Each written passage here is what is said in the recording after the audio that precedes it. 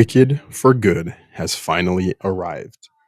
I've been waiting for this for what seems like an eternity for this movie to come out. And I just gotta say, thank goodness it is finally here.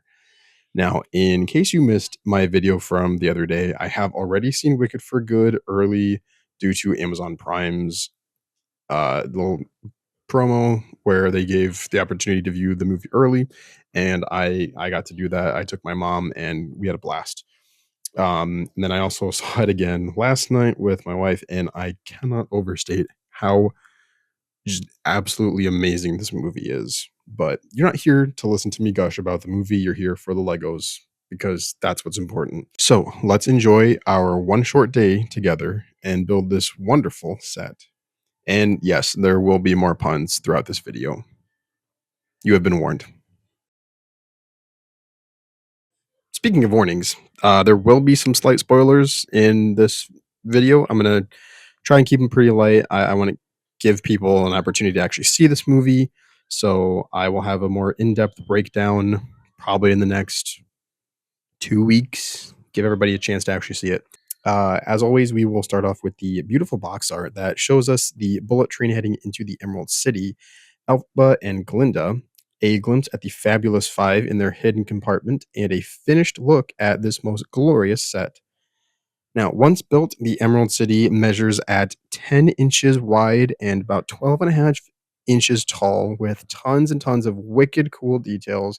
So, without further ado, now there are 14 bags in total, and the piece count for the set is 1,518 pieces and retails for about $159.99 pre tax. Now, being a sentimental man, I do love a reasonably priced set.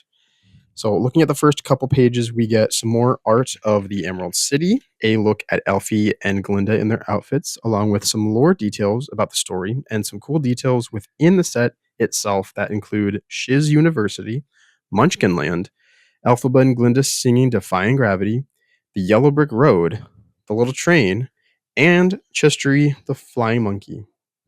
Now, normally when my wife and I build sets together, we alternate building one bag at a time, but this time we decide that we're going to do two bags at a time. I just had a feeling that something bad would happen if we did the usual build method. So I got the prestige honor of building the foundation for the set from the first two bags, and let me tell you how fun it was. I do really mean that. Normally, I dislike the foundational and inner structure section of each set. I do understand its importance, especially with sets like this and other sets that are a lot larger, like my vendor set that took a long time to make and had a very, very intricate structural uh, first little bit to it. So, this first section, my wife built the pink sky background and the very outer edge of the wall art. She did end up accidentally forgetting just a couple of pieces to put on there, so I stepped in and fixed that for her. But all's well that ends well. I then got to build the first little bit of the set, which includes the Wizard's Tower, and obviously it wouldn't be the Wizard's Tower without the wizard. Nor would this scandalocious set be complete if we didn't have our main protagonist, Elphaba Throp. Gosh, this minifigure just looks so good. Like, the detail in it is incredible. The only thing I really wish they had done with this set, and there is another Wicked set that also came out recently, and I think it's like that little book set. Elfie has her broom and then the Grimmery as well, and Glinda has her quote magic wand. But unfortunately, in this set, neither of their minifigures have their respective tools, which is a little bit unfortunate, but it's not like an absolute deal breaker for me. So now we are about halfway through the build, and so far we have Shiz University, the Wonderful Wizard of Oz, my favorite song from Act 1, which is Defying Gravity, and four members about to set off to take down the Wicked Witch of the West. I then get to finish building the Emerald City before adding the Dark Forest that's full of scary animals such as lions, tigers, and bears. Oh my.